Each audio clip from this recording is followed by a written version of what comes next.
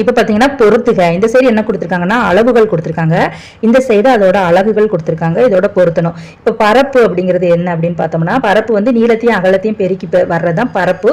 அதோட அலகு என்னன்னு பார்த்தீங்கன்னா நமக்கு மீட்டர் ஸ்கொயர். இதுதான் நமக்கு பரப்புக்கோட அலகு. அடுத்து பார்த்தீங்கன்னா தொலைவு. தொலைவு அப்படிங்கிறது பார்த்தீங்கன்னா இப்போ பூமிக்கு விண்மீன்களுக்கு இடையே எவ்வளவு தொலைவு இருக்கு, அல்லது 2 விண்மீன்களுக்கு இடையே உள்ள தொலைவு, அந்த மாதிரி மிக நீண்ட தொலைவை அலக பயன்படுவது எது அப்படின்னு பார்த்தீங்கன்னா ஒளியாண்டு. அப்போ தொலைவோட அலகு நமக்கு என்ன அப்படின்னா ஒளியாண்டு. இது நம்பர் 2.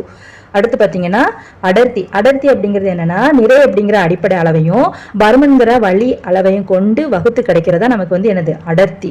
அடர்த்தியோட அலகு என்ன அப்படின்னு பார்த்தோம்னா நமக்கு கிலோகிராம் பை மீட்டர் கியூப். இது நம்பர் 3. அடுத்து பார்த்தீங்கன்னா கன அளவு. கன அளவு அப்படிங்கிறது நீளம் அப்படிங்கிற அடிப்படை இயற்பியல் அளவை வந்து 3 முறை பெருக்கி கிடப்பது நமக்கு கன அளவு.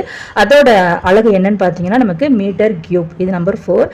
அடுத்து நிறை. நிறை அப்படிங்கிறது அடிப்படை அளவு. அதோட அலகு என்னன்னு பார்த்தோம்னா நமக்கு கிலோகிராம். இது நம்பர் 5.